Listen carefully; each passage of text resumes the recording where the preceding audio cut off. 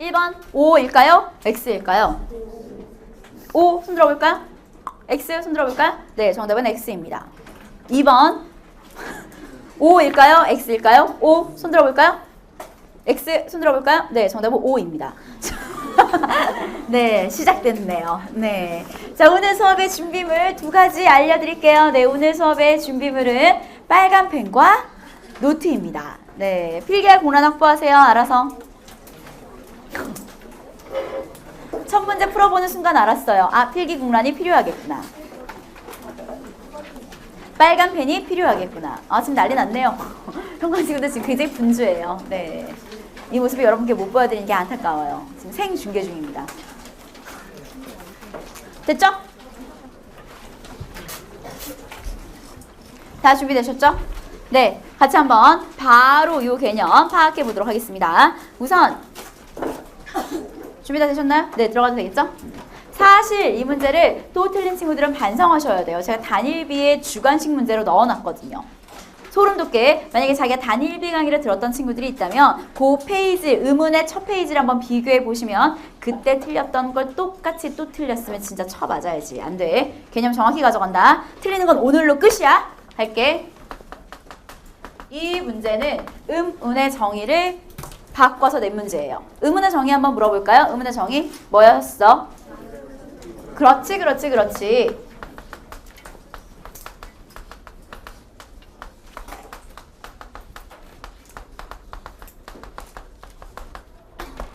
음은은 뜻을 구별해주는 소리의 최소 단위를 음은이라고 이야기합니다. 뜻을 구별해주는 소리의 최소 단위. 지금부터 입에 같이 붙일게요. 음은은 뜻을 구별해주는 소리의 최소 단위. 개념 바로 같이 갑니다. 음은은 뜻을 구별해주는. 갈게요. 시작. 시작. 이 조건을 끊을게요. 첫 번째 조건으로 문제를 구현시킨 게 1번 문제예요. 뜻을 구별해준다라는 이야기가 무슨 얘기인고 하니? 얘들아, 요거 같이 읽어볼까? 뭐라고 읽게? 이거 읽어볼까? 뭐라고 읽게? 그럼 이때 이응은 뜻을 구별해주는 기능을 한 거야, 못한 거야? 못한 거. 우리가 이거 배운 거 같아요. 이런 뜻을 구별해주는 역할을 하지 못하는 이응을 무슨 이응이라고 배웠죠? 음가 없는 이응이라고 배웠죠? 이 아이는 음운의 개수에 포함시키지 않습니다. 여러분이 가져가시는 첫 번째는 음가 없는 이응은 음운의 개수에 포함되지 않는다는 거. 음운에 포함되지 않습니다. 왜? 뜻을 구별해주는 기능을 못하니까요. 됐나요? 네. 입에 붙일게요. 음가 없는 이응은 음운에 포함되지 않는다. 이거 다시 한번 가져가겠습니다. 음가 없는 이응은 음운에 포함되지 않는다. 시작. 음가 없는 이응은 음운에 포함되지 않는다. 다시 시작. 음가 없는 이응은 음운에 포함되지 않는다. 아, 그럼 결국에 첫 번째 다시 가볼까요? 오리와 스리의 뜻을 구별해주는 음운은 이응과 시옷입니다. 라고 했는데 이때 이응은 지워줘야 되겠죠? 왜? 음가 없는 이응이니까 음운에 포함되지 않아요. 이제 정확하게 알 수 있을 것 같아요. 그죠? 계속 갑니다. 두 번째, 뜻을 구별해주는 뭐의 최소 단위라고 했죠, 얘들아? 소리. 얘들아, 음운은 소리가 기준이야. 그래서 2번, 시가의 시부모님을 뵈러 갈 때 수박을 샀는데 요즘 시가를 알게 되었다. 앞에 있는 것은 시가라고 읽고요. 뒤에는 시가라고 읽죠? 그럼 소리가 기준이니까 결국에 이 두 개의 뜻을 구별해주는 음운은 기억과 쌍기억입니다. 5점. 눈으로가 아니라 소리로 판단하는 거예요. 넘어가도 되겠습니까? 네, 의문의 정의는 다 아는데 문제에서 막상 구현시키지를 못해서 이 문제 많이 틀렸었어요. 두 개 꼭 가져가시고요. 음가 없는 이응은 의문에 포함되지 않는다는 거 같이 가져가시면 될 것 같아요. 다시 한번 입에 붙이고 넘길게요. 의문은 뜻을 구별해주는 소리에 갈게요. 시작. 그래서 뭐 없는 이응은 뭐에 포함되지 않는다고요? 음가 없는 이응은 의문에 포함되지 않는다라는 거. 두 번째 풀어. 1번만 풀면 돼.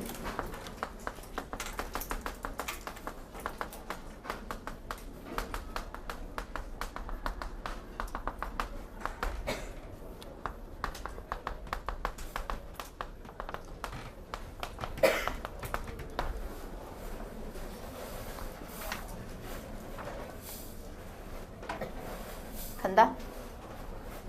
과정도 써. 왜 그렇게 발음되는지 과정도 써보세요. 잠시 후에 비교할게요.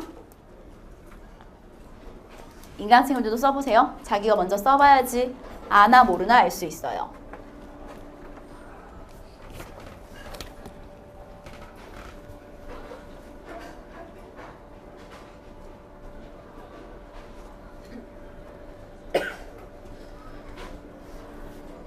30초에 비교할게요.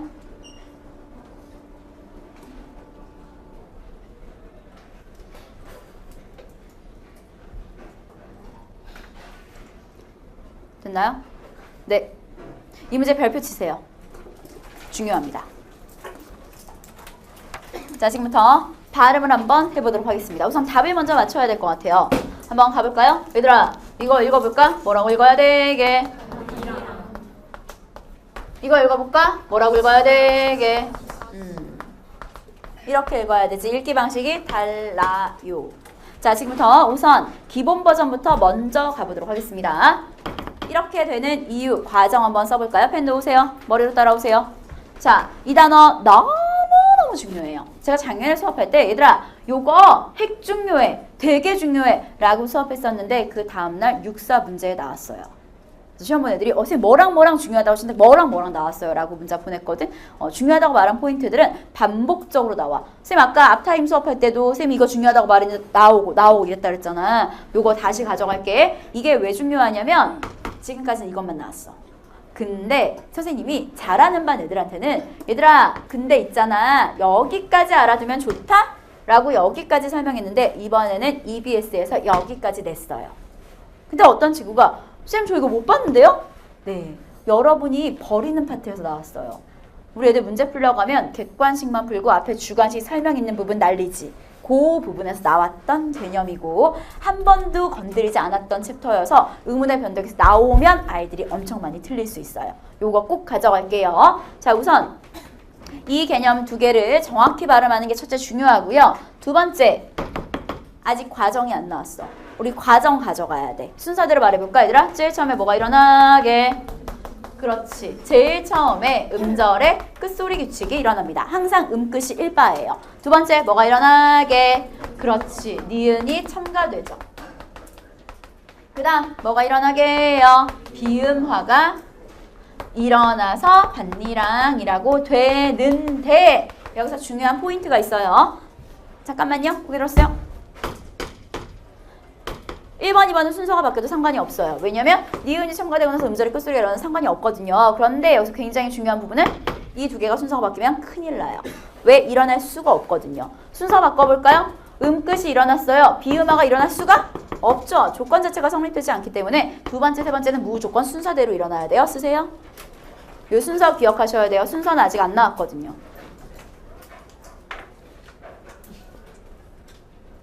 됐나요? 네.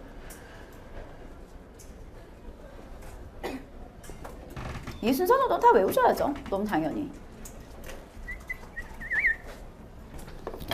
됐나요? 네. 저희는 이쪽으로 너무 아직 쓰고 계시네요. 기다릴게요. 제 마음이 너무 급했어요. 하나라도 더 말해주고 싶어. 됐니? 가져갈까? 이거 같이 한번 읽어보자. 얘들아 이거 왜 밭이랑이라고 읽어야 돼? 한번 가볼까? 요때 이랑은 무슨 형태 속에? 형식 형태 소지. 의미가 없단 말이야. 그럼 제일 처음에 뭐가 일어나게 힘이 없으니까 연음이 일어나는데 여기서 하나 또 가져가자. 거기 들어. 연음은 너무 많이 연음은 의문의 변동이다. OX. 아 진짜? 왜? 얘들아 요때 이응은 뭐 없는 이응이게 음가 있으나 없으나 전혀 상관이 없어. 모양이 이상하니까 글자 써준 거거든. 그래서 그냥 뒤로 넘긴 거야. 따라서 연음은 의문의 변동이 아니에요. 절대 헷갈리시면 안 돼요. 연음은 의문의 변동이 아닙니다. 자 그러면 연음이 우선 됐어요. 그래서 밭이랑이라고 연음이 됐는데 연음은 의문의 변동이 아니니까 안 쓸게요. 자 연음 되고 나서 T랑 E랑 만났잖아. 그러니까 뭘로 바뀌게? 밭이랑이라고 뭐가 일어난 거야? 국의 음화가 일어난 거지. 그렇지? 쌤 그러면 왼쪽 거는요? 이때 이랑은 얘들아 형식 형태소가 아니라 무슨 형태소야? 실질 형태소지. 그래서 얘를 두 개의 단어가 더해진 걸로 존중해 준 거야.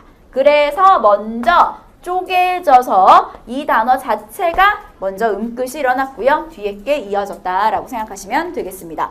이 아이는 실질 형태소라서 절음, 음이 쪼개지고 나서 음끝이 일어난 거고요. 이 아이는 형식 형태소라서 바로 뒤로 넘어간 거예요. 선생님 말이 좀 어려워요. 쉬운 예로 같이 가볼게요. 이쪽에 쓸까?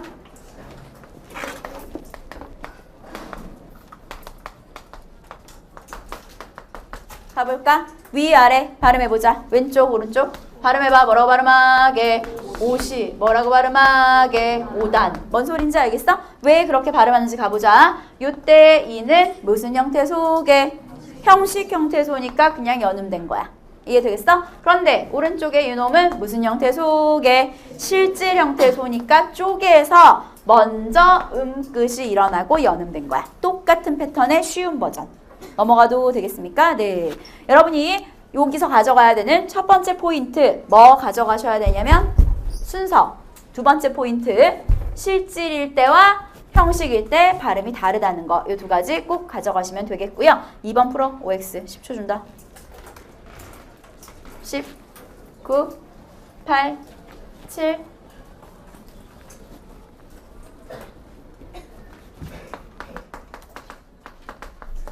OX 아주 간단하죠? 2번 바로 풀어볼까요? 의문의 교체가 일어난다. OX. O 손 들어주세요. X 손 들어주세요. 네, 정답은 O입니다. 재밌어요, 문법.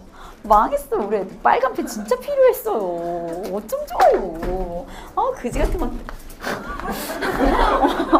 문이 열리면서 거지 같은 것들이 들어오려고 시도했어요. 자, 갈게요.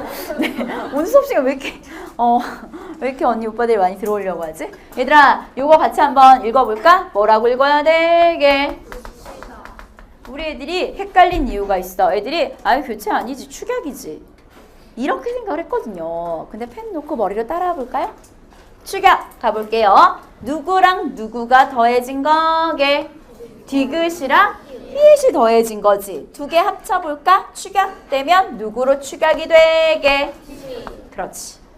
그럼 순서대로 가보면 굿이다라고 축약이 되고요. 그리고 나서 누구로 바뀌는 거야? 굿이다라고 국의 음화가 일어난 거잖아. 그러니까 요놈이 요놈으로 바뀌는 교체가 일어난 거죠. 우리 애들 그냥 합쳐서 요놈과 요놈이 합쳐서 요놈으로 바뀔 수 없어요. 네, 재밌어요. 그럼 대신에 기회를 한 번 더 드리겠습니다. 요런 패턴으로 여러분의 낚시질환 기출문제가 있어요.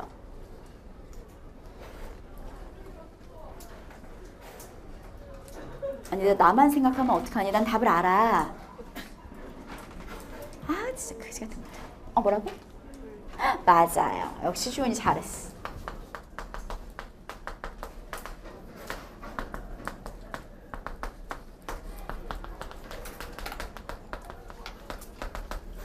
O일까요? X일까요? 실제로 많은 친구들이 이 문제를 X로 풀어가지고 틀렸거든요. 왜냐하면 애들이 이렇게 푼 거야. 첨가지 무슨 교체야. 이렇게 푼 건데 국어에서 이응이 리을로 바뀌는 첨가는 없죠. 순서대로 가볼까요? 제일 처음에 뭐가 일어나게 해요? 니은이 첨가. 국어에서 첨가되는 음은 니은밖에 없어요. 니은이 첨가됐고요. 그 다음 두 번째 니은이랑 리을이 만나서 뭐가 일어난 거게요? 유음화가 일어난 거죠. 따라서 교체가 일어났네요. 과정이 숨어있는 거라서 애들이 이런 과정을 생략시키고 작년 6학년에 나왔을 때 썰렸었죠, 애들. 교체가 일어난 거죠. 첨가되고 나서 교체 일어났으니까요. 넘어가도 되겠습니까? 네. 자, 여기서 우리가 가져가야 되는 교훈이 있습니다. 의문의 변동. 잠깐만. 옆집 갔다 올게. 최근 화작이 길이가 어때 됐어? 길어졌지. 최근 화작 길이가 길어져서 아이들이 빨리 풀고 넘어가야 되는 강박증이 있어. 이거와 연동해서 아이들이 제일 많이 틀리는 문제가 11번 문제야. 왜 11번 문제나 13번 문제가 의문의 변동이 나오는데 니네가 제일 잘하는 파트가 의문의 변동이야. 마치 수학에서 집합만 하는 거. 수학해야지 집합, 수학해야지 집합. EBS 정리해야지 현대시. EBS 정리해야지 현대시. 이거랑 똑같은 패턴으로 의문의 변동을 너무 잘 해서 애들이 되려 가장 오답률이 높은 문제 중에 하나가 의문의 변동이에요. 왜냐하면 빨리 풀고 넘어가다가 이렇게 숨어있는 단계들을 생각하지 못하는 경우가 많거든요. 결론 의문의 변동 나오면 과정 써보세요. 차라리 그렇게 30초를 드리는 게 나을 것 같아요. 의문의 변동 나오면 손으로 가정을 써보자 라는 게 여러분이 가져가셔야 되는 내용입니다.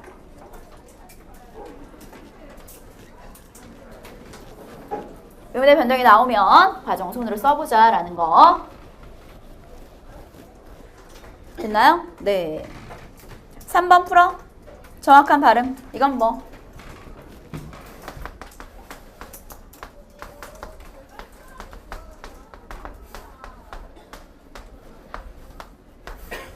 이건 그냥 쉬어가는 문제. 쉬어가는 문제.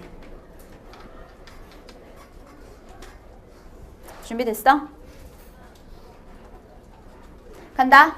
발음해보자 얘들아. 이거 뭐라고 발음해야 되게? 시경류.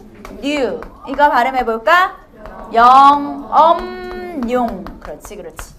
왜 이렇게 돼야 되는지 같이 한번 바로 가볼게. 이거 뭐 더하기 뭐야? 식용 더하기 유. 그래서 뭐가 첨가된 거게? 니은이 첨가된 거고요. 어차피 이때 이응은 음가 없는 이응이니까 뒤로 연음된 거겠지 뭐. 간단한 원리입니다. 영어 플러스 용이니까 앞말과 관계없이 뒷말이 반모음 위로 시작됐으니까 니은이 첨가됐고요. 니은이 있으니까 비음화가 일어난 거겠죠. 끝. 어렵지 않죠? 네, 요거는 그냥 한번 가져가는 문제. 문제는 바로 그 밑에예요.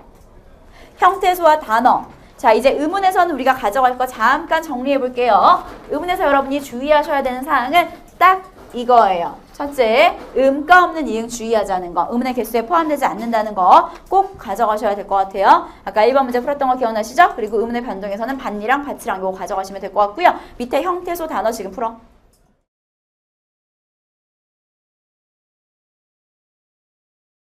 명사형 파생전미사를 구별하는 문제로 가보도록 하겠습니다. 네, 또 앞으로 1분 후에 복사해봐? 1분에 답 맞춰볼게요. 말이 왜 헛나오지? 자기가 계속 풀고 고민해야 돼. 틀린 거 보완하고.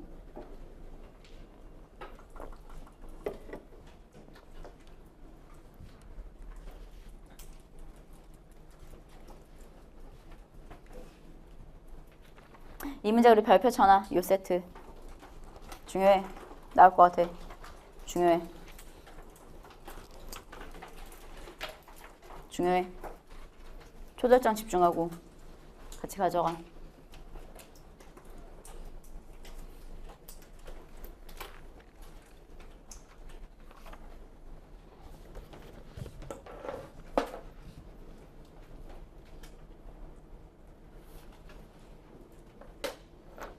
(30초에) 답 맞출게요.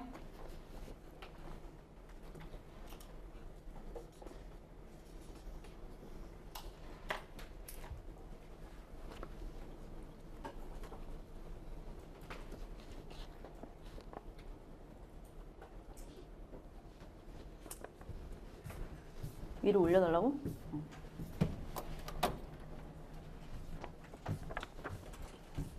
됐니? 답 맞추자. 일단 다 맞았기를. 1번 나는 결승전을 보기는 뭐게? 명사형 어미고요. 2번 그리움은 전미사. 그 다음 3번 달리기는 어미. 4번 치기를 많이 틀리더라고. 이거 치기는 어미. 그렇죠. 5번에 걷기는 전미사. 그렇지. 잘 풀었어. 자, 지금부터 같이 한번 구별하는 팁을 가보도록 할게요. 다시 한번 답을 불러드리면 혹시 헷갈릴까봐. 1번 결승전을 보기는 명사형 어미. 2번 그리움은 전미사. 명사형 전미사죠. 3번 달리기는 명사형 어미. 4번 테니스 치기는 명사형 어미. 5번 걷기는 명사형 파생 전미사입니다. 됐나요? 네. 자, 지금부터 같이 한번 가보도록 하겠습니다. 고개 들어주세요.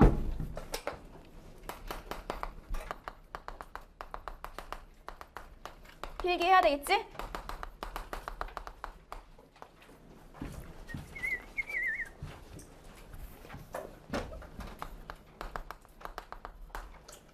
명사형이란 말 자꾸 빠먹네.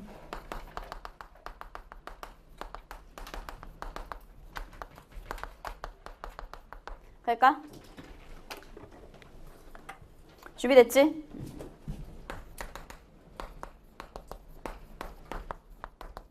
이걸로 우리 연습 많이 했었던 것 같아요. 한번 지금부터 가보겠습니다. 꿈의 꿈. 여기에서의 명사는 누구일까요? 둘 다 꿈이죠, 빙신들아. 앞에 꿈이에요? 뒤에 꿈이에요? 앞에 꿈? 그럼 가볼까? 둘 다 원래 원형이 어디서 온 거게? 꾸다에서 온 거죠. 꾸에서 온 게 아니라 꾸다겠죠. 자꾸 이러실 거예요? 진짜. 선생님 오늘 되게 오늘 진짜 괜찮지 않아 복장? 치어리더 같다고 잠깐만. 아니 근데 뭐 왔다고? 소개팅 룩? 약간 선물 같지 않아? 미안하다. 무리데스였구나. 오늘 되게 흡족했는데 오늘 뭔가 약간 아니야? 니네 맨날 나 무시하지? 내가 인간 그 댓글을 읽는데 인간 수강평을 읽는데 수강평이었나? 아니면 어떤 애가 나한테 글을 쓴 거였나? 거기에 그거 있었어. 분당에서 재수를 하는데 내 인강을 듣고 있는 앤가 봐. 그래서 현강 애들이 선생님 왜 그렇게 놀리는지 모르겠다고. 실물로 봤는데 진짜 너무 예쁘다고. 끝까지 내가 말해줄게요. 실물로 봤는데 너무 예뻐. 내가 조교 단톡방에 그거 올렸는데. 잠깐만. 내가 자랑해야겠어. 인증. 내 수업 시간에 무음으로 해놓거든. 내가 읽어줄게.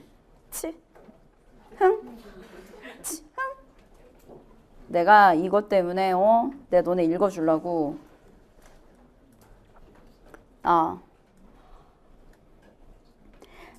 근데 저는 내가 웃겨. 근데 저는 왜 자꾸 다이어트를 언급하시는지 모르겠어요. 저는 선생님 실물을 처음 봤을 때 진짜 그 주변만 밝게 보이고 막 어디서 꽃잎이 떨어지고 선생님 지나간 자리에 아직 그 팅커벨 가루가 날리고 있는 것 같았거든요. 역시 아름다운 사람은 머문 자리도 아름다운 것일까요? 너무 자꾸 요정 같았어요.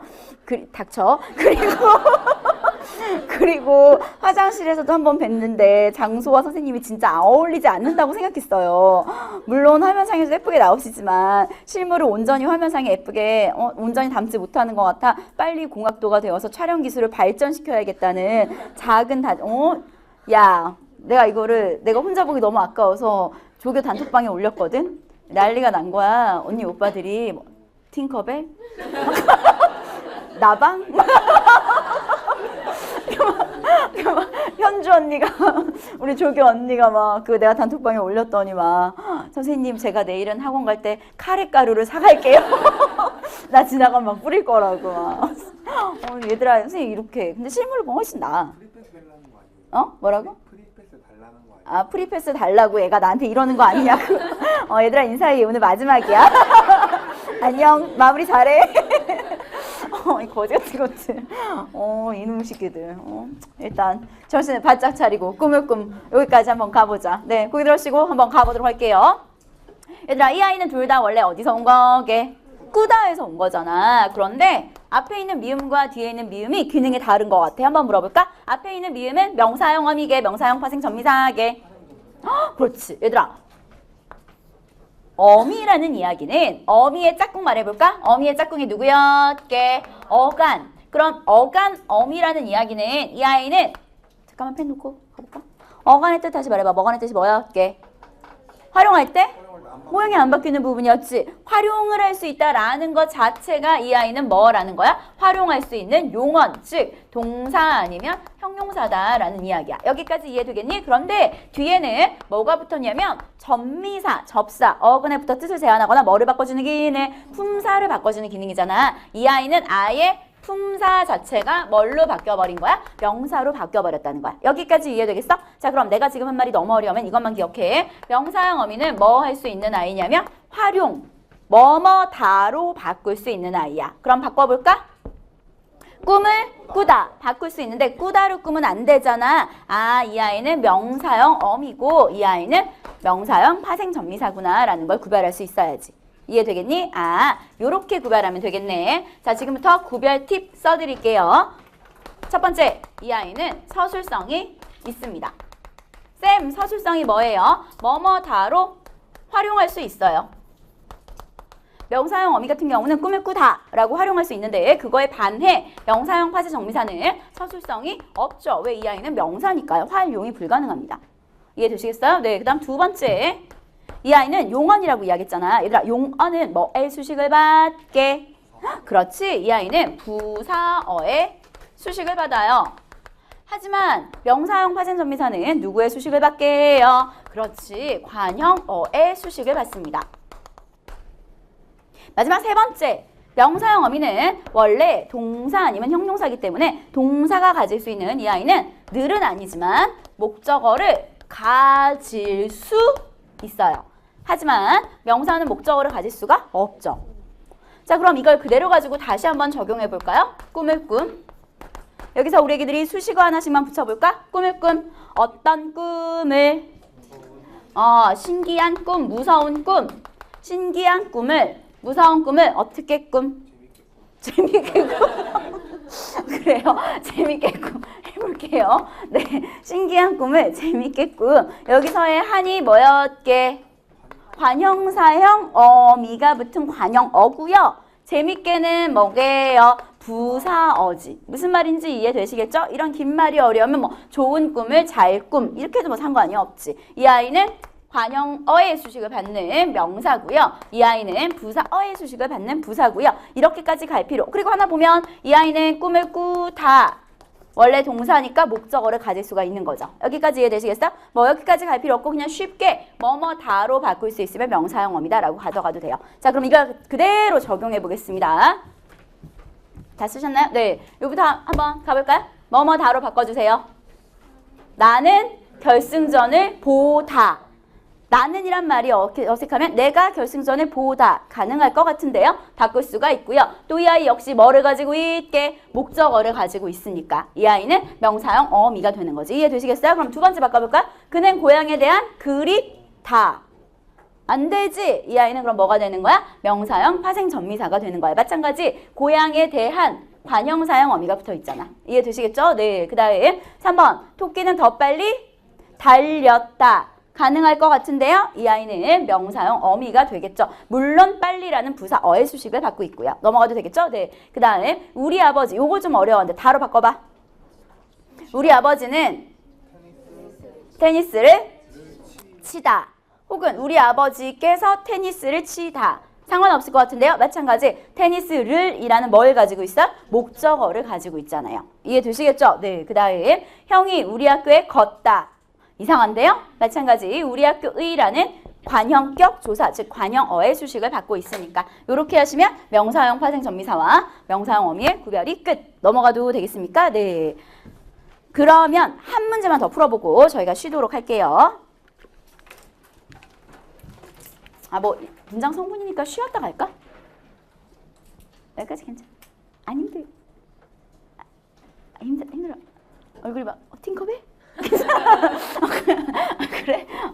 그러면 지금 한 거 바로 물어볼 테니까 복습 시간 10초 주고 맞추면 쉴게.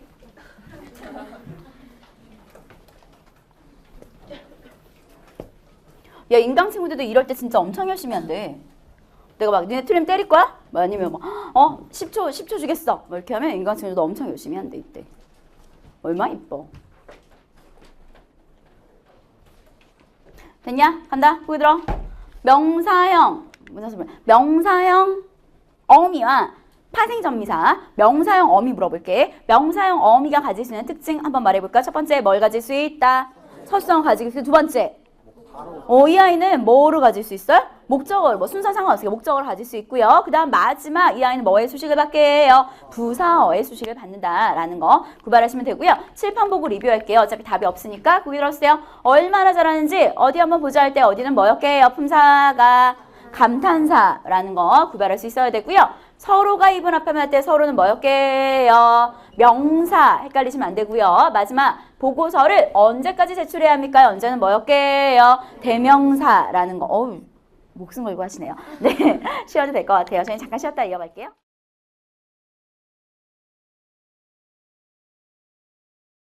굉장히 독특한 문제예요. 필수적 부사어라는 말은 우리 애기들이 다 들어봤을 거야. 그런데 세상에 처음 보는 필수적 관형어라는 놈이 있네. 이 놈도 한번 같이 찾아볼게요. 필수적 관형어가 뭐지 대체? 필수적 관형어와 필수적 부사어가 동시에 나타나는 문장도 있을 수 있습니다.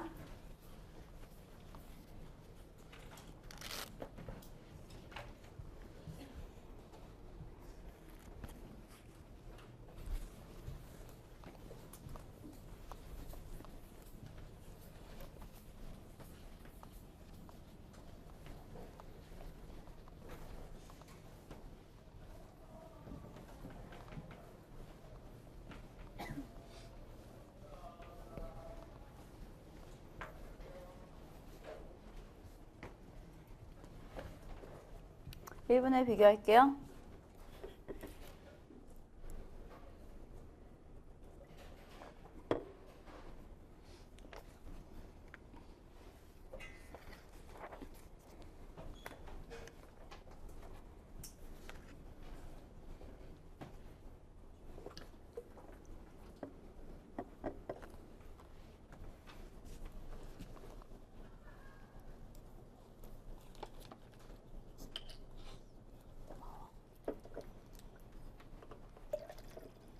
땡큐. 아니 다 안 줬대. 고마워. 물 뺏었어. 밖에 나갈 시간이 없어가지고. 고마워 지성아. 됐냐? 갈까? 얘들아 필수적 관용어란 말 처음 들어본 것 같아. 필수적 관용어 어디에 있게? 1번 문제에서 결혼하니 필수적 관용어야. 쌤 왜요? 이때 지가 무슨 명사게? 의존명사거든. 의존명사를 수식하는 애를 필수적 관용어라고 이야기해. 이게 작년 EBS에서 처음 나온 개념인데 올해 계속 문제 나오더라고. 옆에다 쓸까? 필수적 관용어, 의존명사를 수식하는 관용어.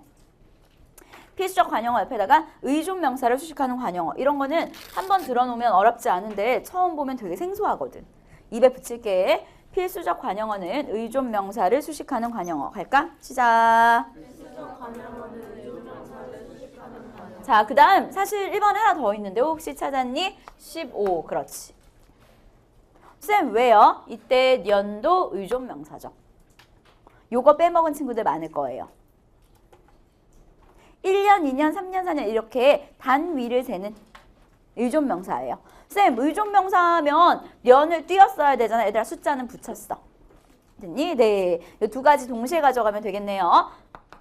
이때 년이라는 건 숫자를 나타내는 의존명사라는 거. 그리고 두 번째 숫자가 나올 때는 붙여 쓴다라는 거. 두 가지 가져가실 수 있을 것 같고요. 두 번째 바로 갑니다. 두 번째에서 뭐 있게요? 그렇지. 회피하는. 왜냐하면 대가 의존명사니까. 필수적 관용어. 어떤 친구가 이런 질문을 해. 잠깐만 펜 놓고 따라와봐.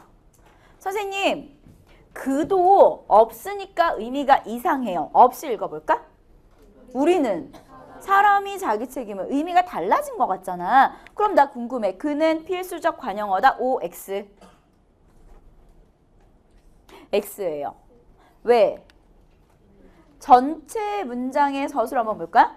화가 났다. 누가 화가 난 거게요? 우리가. 일단 서술절인 건 알겠고요. 뭐 때문에 화가 났냐면 회피했어요. 회피하다라는 서술어에 또 걸리는 거 생각해 볼까요?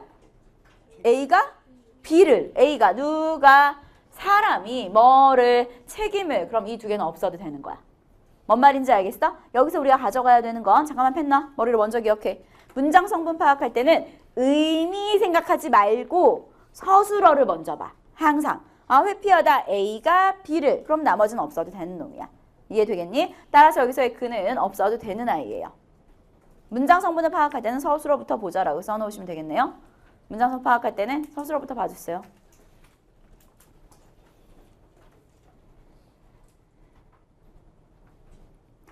회피하다 A가 B를만 필요로 하기 때문에 나머지는 필요하지 않은 문장 성분이에요. 의미가 설사 이상하다 하더라도. 됐냐? 문장 성분은 서술어부터 파악하자. 이거 작년 6평, 작년 9평, 작년 수는 계속 나왔어요. 이 키워드로. 문장 성분은 서술어부터 파악하자. 갈게. 시작. 안 할래? 다시 시작.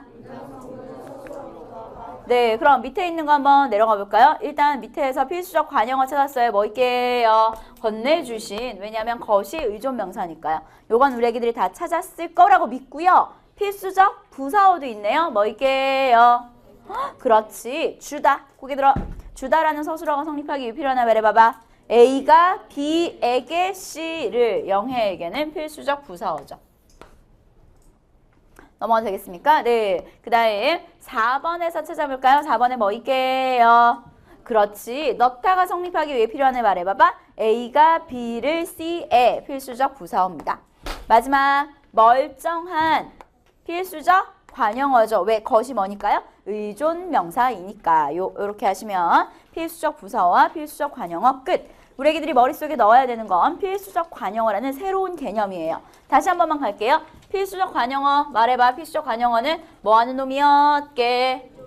의존 명사를 뭐 해주는 애? 수식해주는 애라는 거. 그 다음 문장 성분 파악할 때는 뭐부터 파악하라고요? 서술어. 항상 의미 이렇게 읽지 말고 서술어부터 꼭 파악해주세요.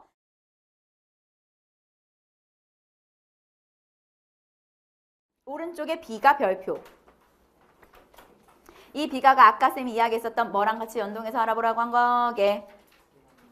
그 가노라 삼각사나 다시 보자 한강수야 그 작품이랑 같이 연동해서 보라고 이야기했었죠? 쌤이랑은 일단 포인트 되는 구절들만 쭈루루 훑도록 하겠습니다. 일수 밤중에 혼자 일어나 문노라 이냈구만. 만리 요양에 언제 갔다 왔니? 요양이 바로 그 소현세자가 잡혀간 소현세자랑 복림대군이 잡혀간 곳이거든. 반갑다. 그럼 어디서 만났으니까 반갑다고 이야기한 거게? 꿈에서 만났기 때문에 반갑다. 그럼 누구를 만났다는 거야? 꿈에서? 그렇지. 소현세자와 복림대군 그 학가 선용이 바로 소현세자와 복림대군을 의미한다라고 생각하시면 되겠습니다. 친히 본 것 같구나. 실제로 보진 않았고 꿈에서 그만큼 그 사람들에 대한 그리움이 드러난다라고 생각하시면 되겠습니다. 이수 풍설이 섞어친 날에 문노라 북내사자 북쪽에서 온 사자한테 물어보는 거야. 소의 용안 우리 왕자 얼굴이 얼마나 춥니? 정말 고국에 못 죽는 곳이니 눈물겨워해 라고 슬퍼하는 두 왕자에 대한 걱정이 쭉 드러나 있다라고 생각하시면 되겠습니다. 선생님이랑은 밑으로 내려가서 칠수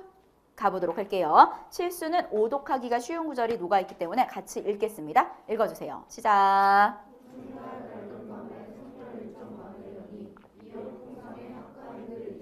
구중달 밝은 다음에 성년 체크해 놓을까? 임금님이야. 성녀 일정이 많으시니 이역풍상에 학가인들 잊을 쏜 야로 끝났잖아. 그럼 학가를 잊지 않았다. 잊지 못했다. 그리고 쌤 성녀가 왜 임금이에요? 마지막 줄 보면 알아. 이 밖에 엉망창생을 목내 걱정하시는구나. 그럼 백성들을 걱정하신다라고 표현했으니까 결국 주어가 누구라는 걸 읽어내야 돼? 임금이라는 걸 읽어내야 돼. 이게 왜 중요하냐면 고개 들어볼까? 아까 연시조가 유기성이 되게 중요하다 그랬잖아. 지금까지 쭉 읽었을 때 되게 그리워하고 보고 싶어하는 주어가 누구였어? 일단 보고 싶어하는 대상부터 가볼까? 누구를 보고 싶어 했지? 소현세자랑 복림대군을 보고 싶어 했지. 근데 누가 보고 싶어 했어? 화자가 보고 싶어 했잖아. 화자가 보고 싶어하고 화자가 꿈을 꾸고 화자가 떠올리고 그래서 쭉 화자라고 읽기가 굉장히 쉬워서 성녀를 화자라고 오독할 수가 있어. 하지만 이때 성녀는 임금이라는 거 보고 싶어하는 주체가 여기서 약간 틀어져 있기 때문에 요 수를 꼭 기억해줘야 돼.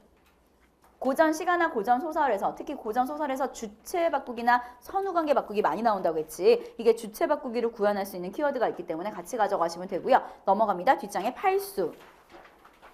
팔수도 키워드만 집을게요. 구렁에 낳는 고줄 읽어주시면 되겠습니다. 읽어주세요. 시작.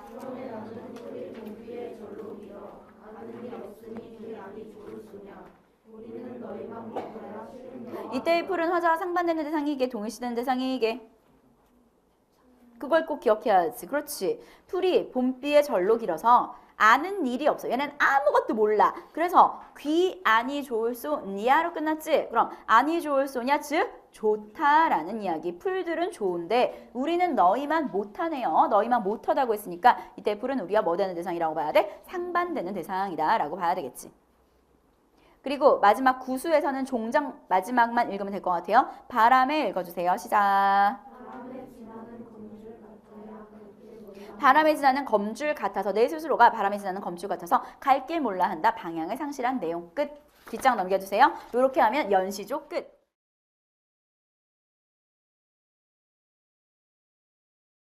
관촌 동그라미, 수필 동그라미.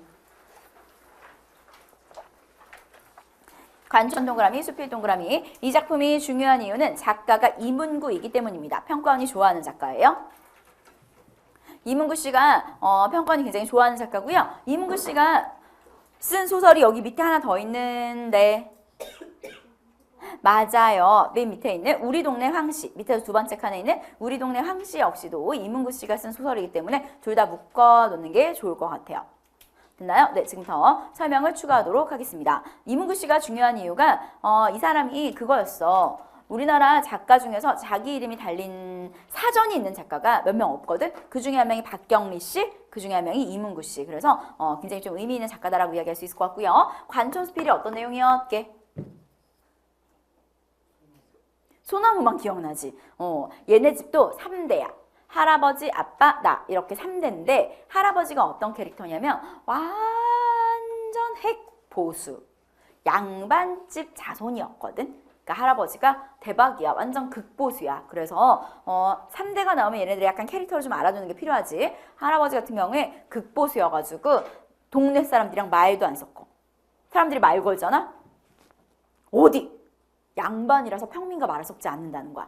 그러니까 먼저 어떤 캐릭터인지 알겠지. 근데 할아버지가 되게 그 마을에서 뿌듯하게 여기는 게 있어서 뭘 되게 뿌듯하게 여겼게? 왕소나무, 동네에 왕소나무가 있었는데 할아버지가 그걸 뿌듯하게 여기는 이유가 있어서 뭐 때문에 뿌듯하게 여겼게? 내가 이걸 물어봤는데 내가 두 반에서 물어봤는데 두 반 다 한 명도 안 나왔어. 혹시 음력설에 토정비결 보는 사람 있니?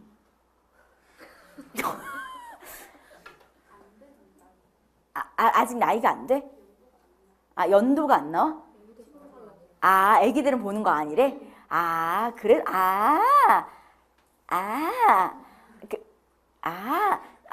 집에서는 엄마 아빠는 보시니? 엄마 아빠 보시는 사람 손 들어봐봐. 있구나. 그래도 다행이다. 고마워. 니네 아직 애기여가지고 못 보게 하는구나. 토정비가 완전 신기해. 요만한 책이거든? 요만한 얇은 책인데 그거 가지고 우리나라에 있는 전국에 있는 사람들의 1년 운세를 볼 수 있어. 되게 신기하지? 사주팔자랑 좀 달라. 한 해 운세 보는 약간 이런 거거든? 그래가지고 인터넷에 되게 많아, 토정비결. 그래가지고 우리 가족들은 너무 옛날 사람 같지만 명절날 다 모여가지고 토정비결 보거든. 나 너무 옛날 사람. 윷놀이하고.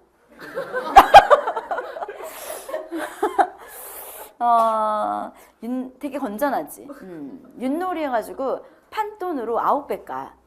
그러니까 되게 많이 모이긴 해. 어쨌든 그래가지고 앉아가지고 토정비결 보는데 그 토정 이지암 선생이 몇백 년 전에 쓴 책이다? 요만한 책이?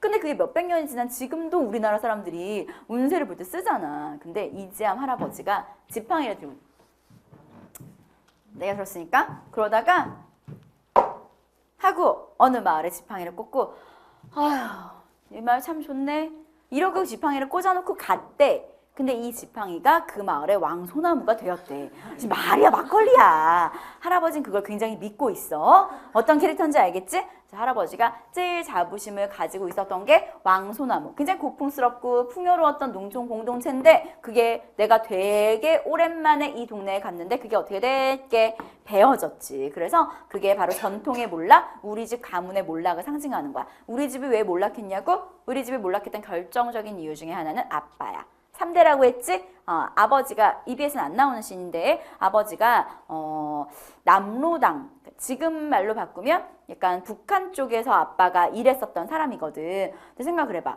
할아버지 완전 전 봉건적인 캐릭터였지. 근데 아빠 같은 경우에는 얘들아 물어볼까? 공산주의의 가장 큰 기본이 뭐게? 공동생산? 공동분배, n분의 1이잖아. 그러니까 할아버지랑 아빠랑 사이가 안 좋을 수밖에 없지. 그러니까 얘네 집이 굉장히 몰락하면서 이렇게 됐고 새로운 것들이 막 들어오는 거지. 슬레이트 지붕, 철로 이런 게 들어오면서 전통이 상실된 것에 대한 안타까움인데 이 소설은 자전적인 소설이야. 자기 스스로의 전기, 그러니까 나의 이야기를 정말 그린 소설. 그래서 제목이 완전 수필이 되는 거지. 넘어가도 되겠지? 네, 다음 작품. 그래서 여기서 뭐 1인칭 독백체로 내용들이 수필이니까 쭉쭉 진행된다라고 생각하시면 될 것 같아요. 제목은 수필이지만 갈래는 소설이야. 제목만 수필이란 말이 들어가 있는 거야. 갈래는 소설이에요. 네.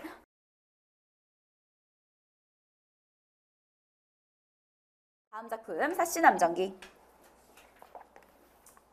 사씨남정기 다 알잖아. 사씨 동그라미 남정 동그라미 기.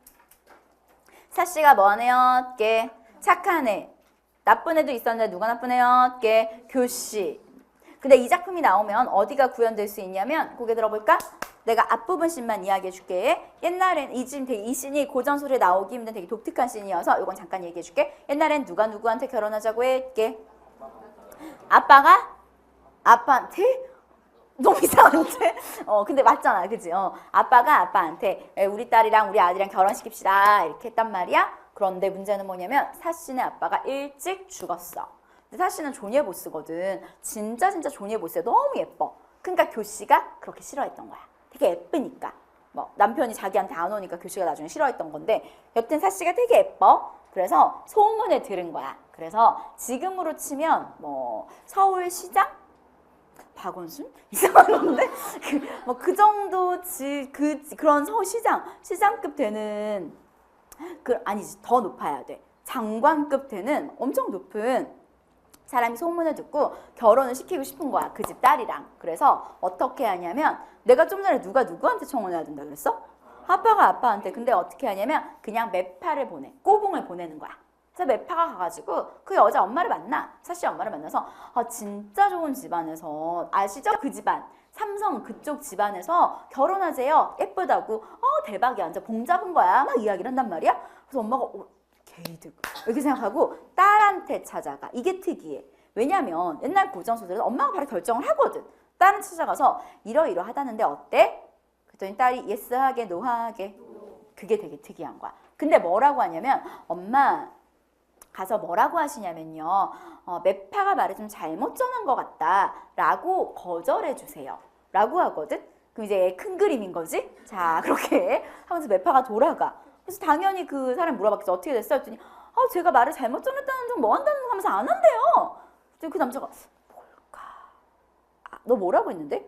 아니 이 남자 집안 진짜 삼성집 진짜 좋고 집안 되게 좋고 너 되게 예뻐가지고 봉 잡은 거라고 했죠? 가봐 하고 이제 박원순을 부르는 거야.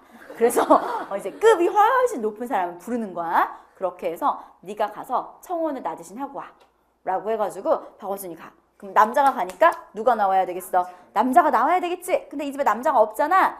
애기가 나와. 그래서 유모가 그 집 막내 아들. 애기가 응애 하고 손님을 맞아. 근데 대화를 할 순 없잖아. 그렇게 해서 손님을 맞고 나서 이제 엄마가 나와. 그래서 여차하고 당신네 집안 아버지가 인품이 엄청 훌륭하다고 들었다. 아버지 인품이 훌륭해서 딸의 인품도 훌륭하다고 한다. 얼굴 이렇게 싹 빼는 거지. 그래서 결혼하고자 한다. 그래서 콜 이렇게 해서 결혼을 하게 되는 요 씬이 좀 고전에서 나오기 좀 힘든 씬이어가지고 잠깐 설명을 했어요. 넘어가도 되겠죠? 네.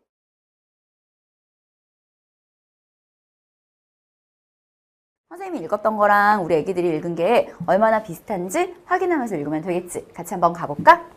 한 나라의 돈과 다른 나라 돈 사이의 교환 비율을 환율이라고 한대. 자, 그런데 이 환율은 수출입 기업을 비롯한 경제 주체들이 외국과 굉장히 큰 영향을 미치지. 그래서 왜 신문기사 보면 환율이 어때서 우리나라 뭐 경제가 어땠어 저땠어 이런 말들 나오지. 그래서 많은 사람들이 환율 변동에 큰 관심을 보이죠. 따라서 지금 우리 네이버 같은 것만 뒤져봐도 바로 나올걸? 오늘의 환율 치면 매일매일 나와.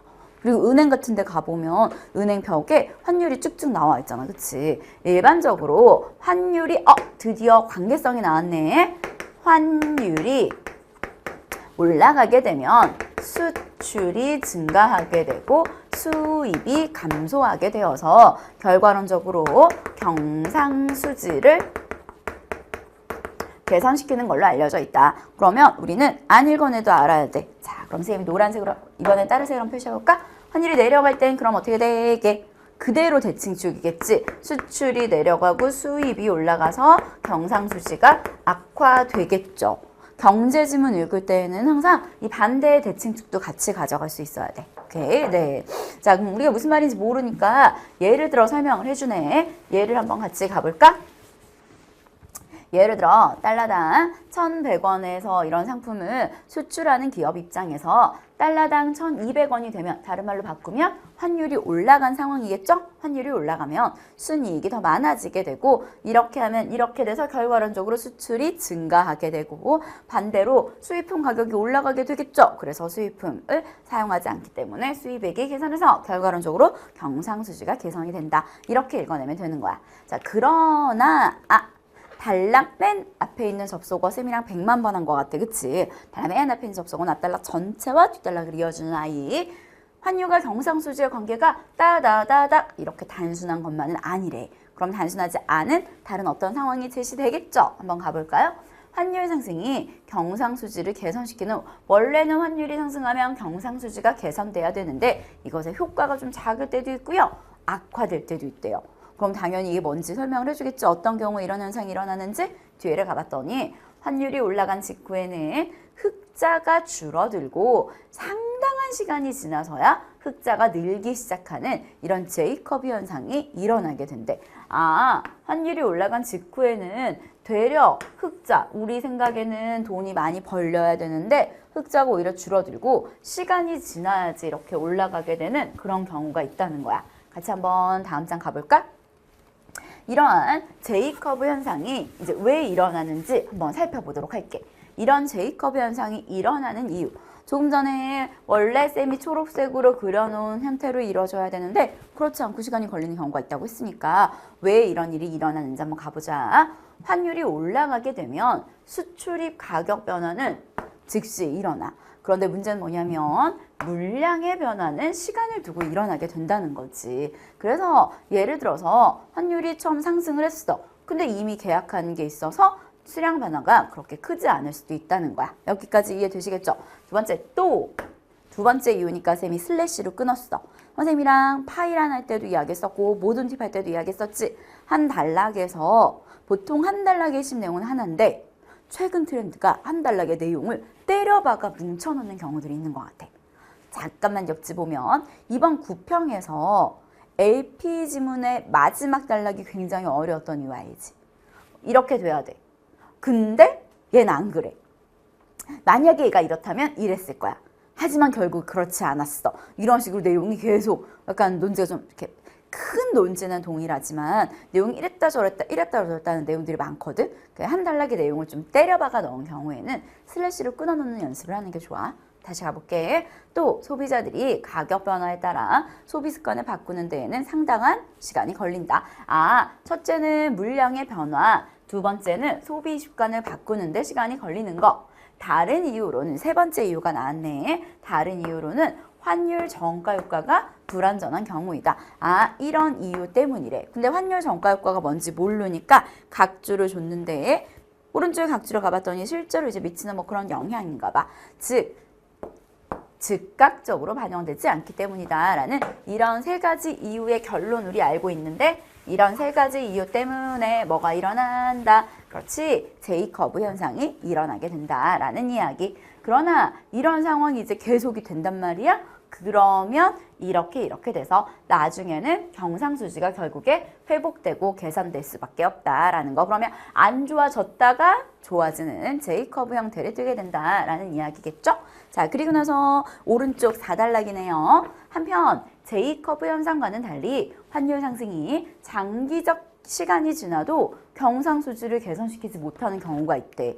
원래는 환율이 올라가면 경상수지가 개선이 돼야 되는데 시간이 지나도 이게 안 되는 경우도 있다는 거야. 궁극적으로 제이커브는 처음에는 악화지만 결국에는 개선이 되는데 그러지 않은 경우도 있대. 1980년대에 이래가지고 저래가지고 이렇게 됐었다라는 왜? 이유를 그럼 찾아야 되겠지? 결론 뭐 때문이야? 가격상의 유리한 점만 믿고 제품의 질을 향상시키려는 노력을 기울이지 않았기 때문에 결과론적으로는 환율이 이렇게 돼도 경상수지를 개선시키지 못했다라는 거. 자, 그리고 결론.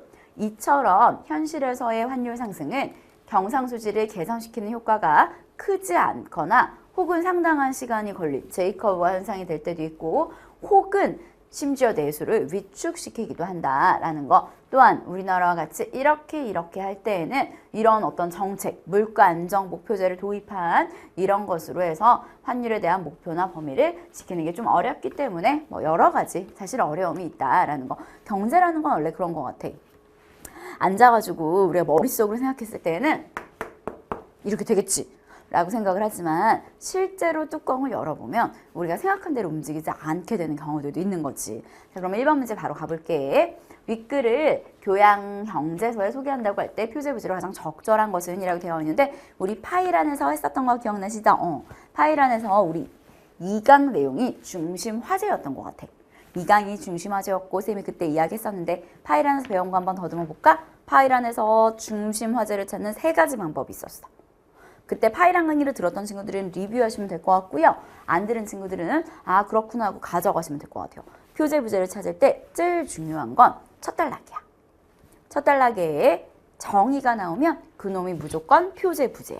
그러니까 반드시 여기서는 뭐가 들어가야 되냐면 환율이라는 단어가 들어갈 수밖에 없지. 왜? 1단락에서 환율의 정의가 나왔으니까. 그래서 살펴봤더니 환율이라는 말이 쭉 다 나와 있네. 여기까지 되시겠죠? 자, 그리고 첫 번째 표제부지에서는 첫 번째 방법은 첫 단락에 정의가 나왔을 때. 두 번째, 첫 단락의 마지막에 물음표가 나왔을 때. 왜냐하면 물어봤다는 이야기는 앞으로 이 질문에 대한 답을 찾아야 된다는 이야기니까. 그리고 세 번째, 첫 단락을 읽고 각 단락의 첫 문장을 읽어주라고 했어. 첫 단락 환율을 읽었더니 두 번째 단락 첫 문장. 그러나 그렇게 단순한 것만은 아니다. 세 번째, 그래서 제이콥의 현상.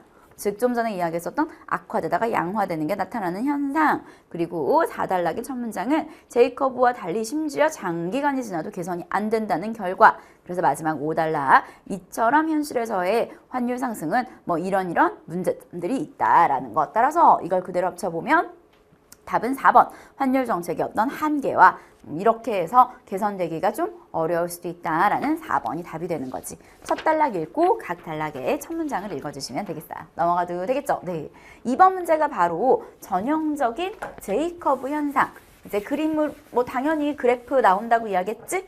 X축, Y축을 봤더니 시간이 지날수록 경상수지가 악화되다가 양화되는 0. 이건 지금 플러스니까 악화되다가 양화되는 좋아지는 개선이라고 표현할까? 개선되는 시점에 대한 내용이구나. 여기를 기점으로 개선이 되기 시작하네. 정답이 2번이 되는 이유. B를 기준점으로 환율이 상승하게 된다라고 했는데 제이콥 현상의 가장 큰 정의가 어떤 거였어?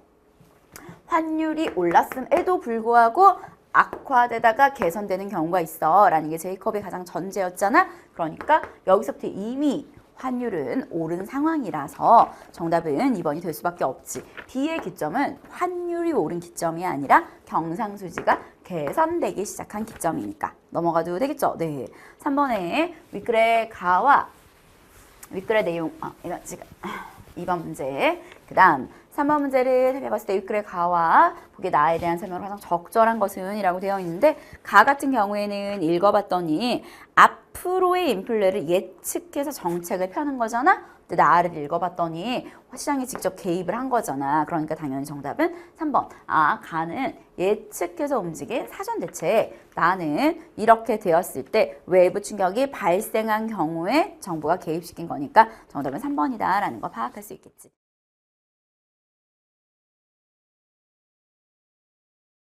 32페이지 묘비명. 이 시 너무 좋아. 너무 좋아. 제목이 묘비명이네. 그럼 뭐에다가 쓴 시겠어?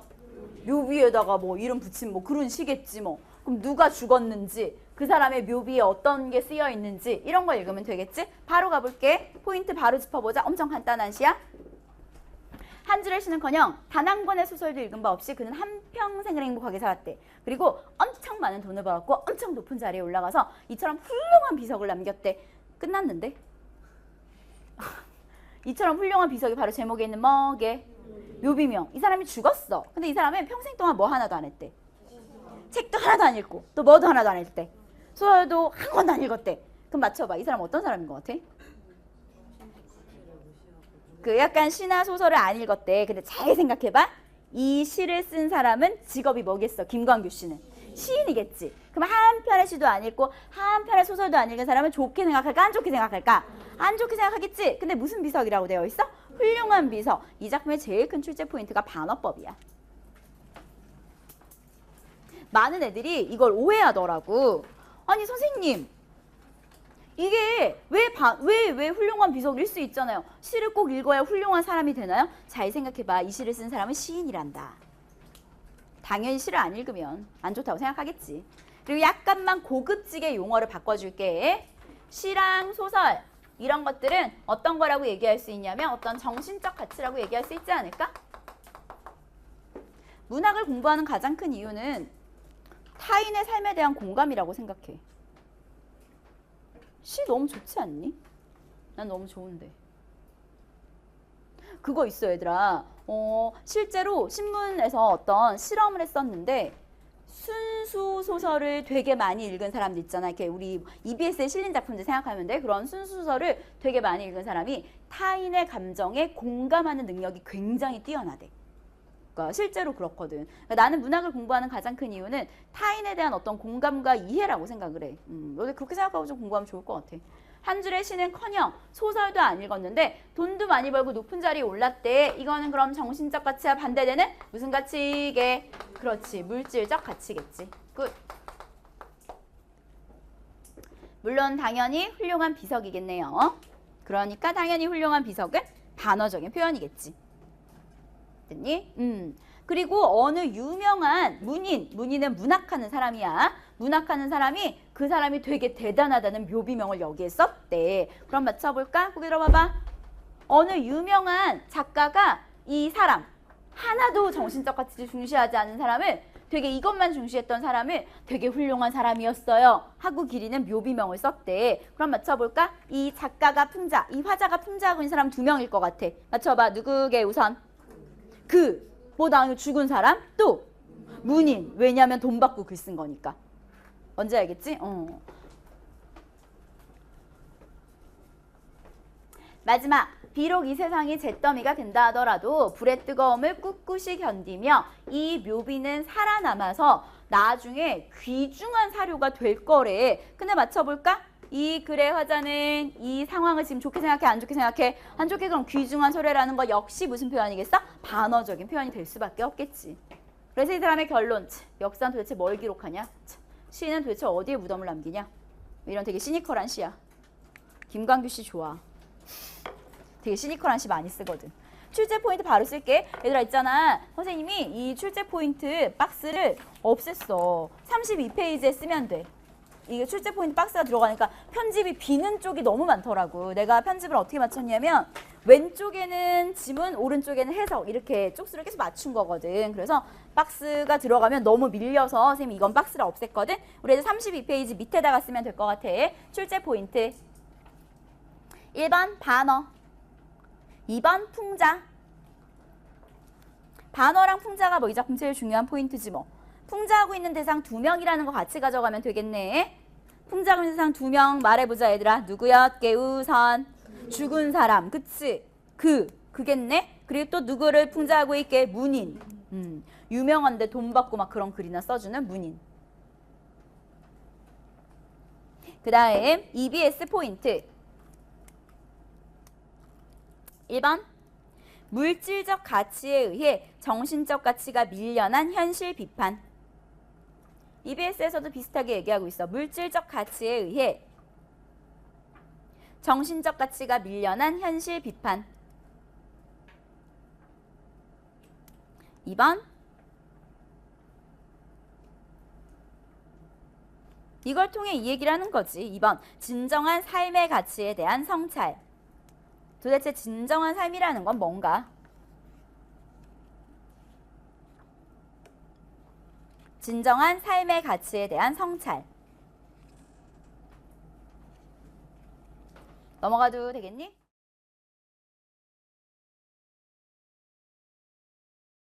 쫙 넘겨주세요.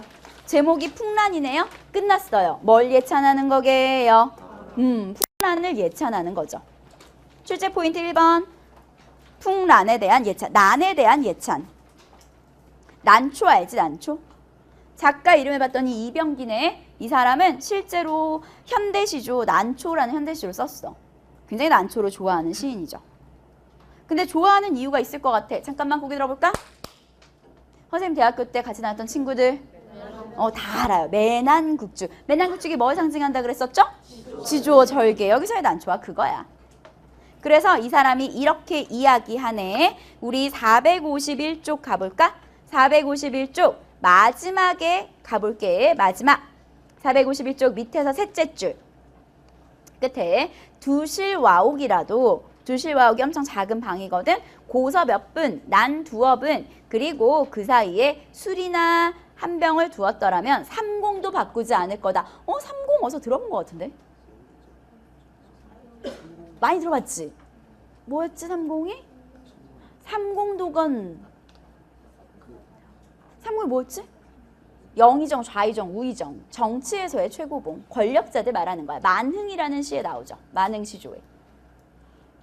뭐 누고션 삼공도건 났다 하더니 만승이 이만하랴. 이런 구절에서 본 것 같아 우리. 그지? 앞에서 했어요. 그지들아. 30을 바꾸지 않을 것인가. 마지막에 우리에게 정말 주는 교훈이 있네요. 저도 이거 읽고 반성했어요. 빵은부터 읽어볼까요? 진짜 피부에 와닿는 얘기네요. 네, 읽어주세요. 시작. 네, 출제 포인트 2번 빵과 난을 대조. 여러분 기억하세요. 네, 빵은 육체나 기를 뿐입니다. 밀가루로 끊으세요. 아, 맞아요. 고통스러워요. 여기서 빵은 육체를 상징하는 거고 나는 정신을 키워주는 거지. 그래서 마지막 출제 포인트 3번. 정신적 가치의 중요성.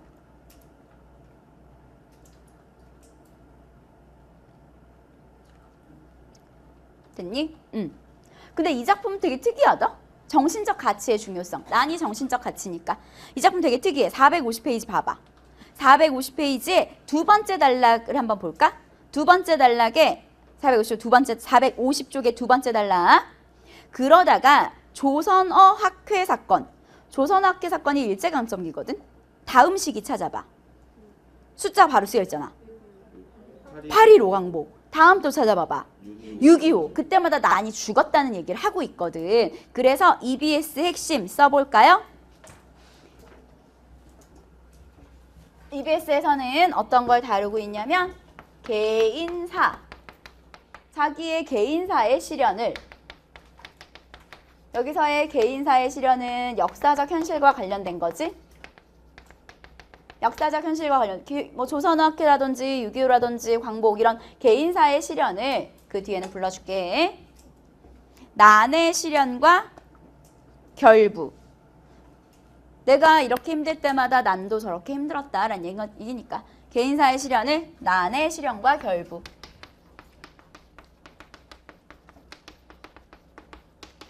넘어가도 되겠니? 네, 이었었다 이런 얘기죠. 결부했다는 거.